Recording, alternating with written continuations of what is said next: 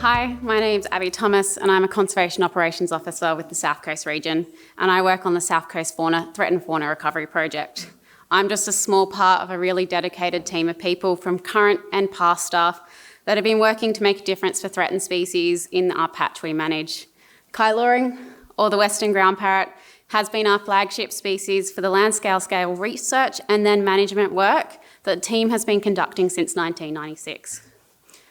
Before we go any further, I would just like to acknowledge the traditional owners and custodians of Australia and their enduring connection to land, water and community, particularly the Whadjuk on whose land we are here today. And I respect all elders past, present and emerging. So quickly about Kyloring. Kyloring is a ground nesting parrot known from a single wild population in the Cape Arid National Park and the adjoining Neutzland Nature Reserve 150 k's east of Esperance.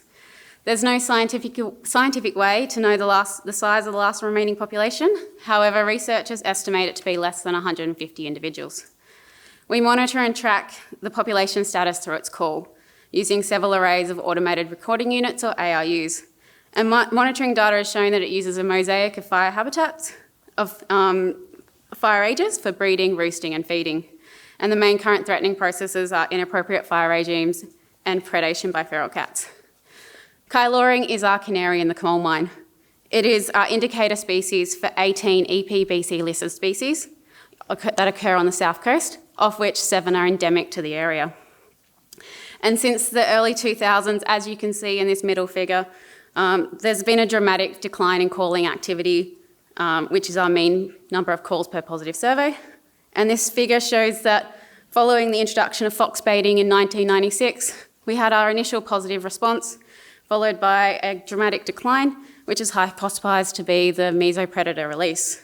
This sparked major concern for Kyloring and all other threatened species in our area. In the last 200 years, Kyloring was found throughout the southwest. And by the early 2000s, Kyloring was only found east of Albany. With the loss of the Waichinickup and then the Fitzgerald River National Park populations in 1999 and 2012. It's now only found right out there in those blue dots in Cape Arid and Neutzland.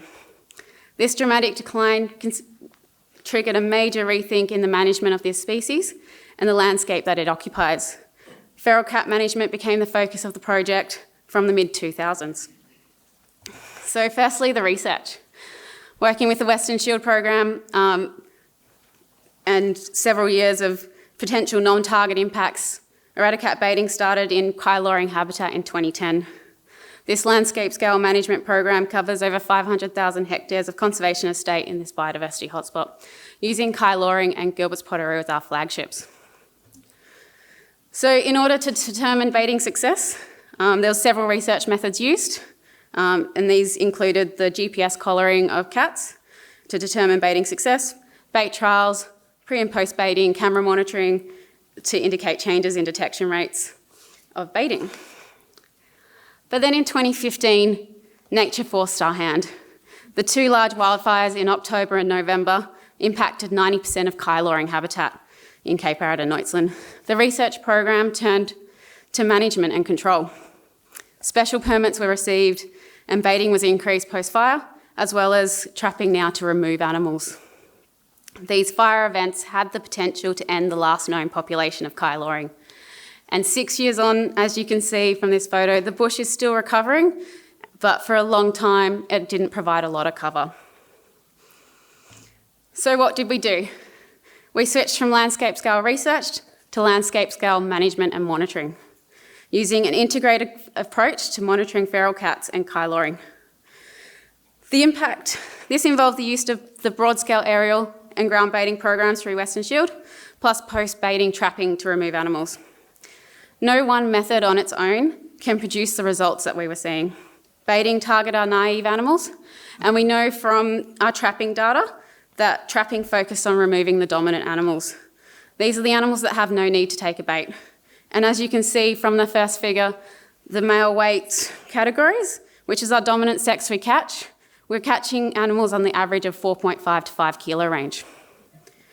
The second graph shows you that since that change in 2015, Our capture success rate, other than a couple of spikes post-bushfire, we've had a declining trend in our capture success rates of feral cats in the landscape, likely indicating that a combined management actions are having a positive impact on managing feral cats in the Cape Arid-Neutzland area. Outside of trapping, with the support of the South Coast region and Western Shield program, a landscape monitoring program for both Kyloring and feral cats was established. This 5-kilometre grid network is set up over 60,000 hectares of Kyloring habitat with both an ARU and a remote sensing camera. Since the establishment of this grid, as shown, you can see in this first figure, our mean daily detection rates of feral cats is between the 0 and 10% range. You'll note I'm just talking about cats here. We are an integrated approach, but our fox numbers and detection rates are very minimal to none in this landscape. So we know feral cats are our main predator. Our second graph is our seasonal occupancy rates of Kyloring since the establishment of the grid in 2020, and it's remained stable. Those fluctuations that you're seeing are associated with condensing for breeding and post-breeding dispersal.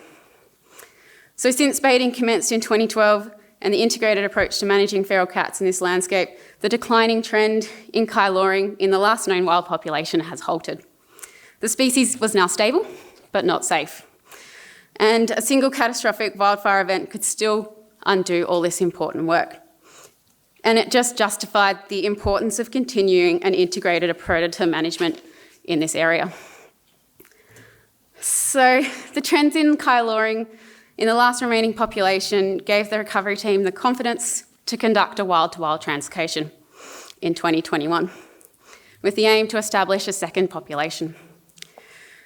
And that brings us to present day. The team has successfully completed 2 years of a 3-year program, with the final capture and translocation to occur later this year. This has been a massive collaboration between multiple partners and supporters, with continual assessment and mitigation of the risks throughout. This included the addition of Felixes into the Introduced Predator Management Program at the translocation site in the first year, with support from the TSC and Thylation. The addition of Felixes in this smaller landscape is just another tool in our belt for managing feral cats in a landscape to protect these birds that we're releasing. And finally, after 20 years of hard work and dedicated conservation and management, it's finally paying off, and we're now hearing calls east of Albany again. Whilst there's still a very long road to go before this translocation is a success, the short-term criteria is being met, and the future for Kyloring is looking bright. So, the future. The success of this project has led to what Jeff was talking about, a multi-agency land tenure integrated approach on ongoing management of feral cats across the Fitz-Sterling landscape. Feral cats are part of our landscape now, and an integrated cross-tenure approach is the only way to manage feral cat population sizes and provide a future for threatened species on the South Coast, not just Kyloring.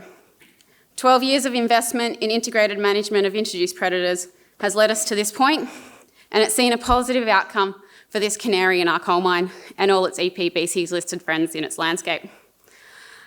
Just before I put up my thanks slide, this is just a plug for our Zooniverse project. We run 160 cameras over all of Kyloring and Gilbert Potteroo habitat. If you'd like a chance to ID some pocket selfies, log on and search for the South Coast Threatened Fauna Project.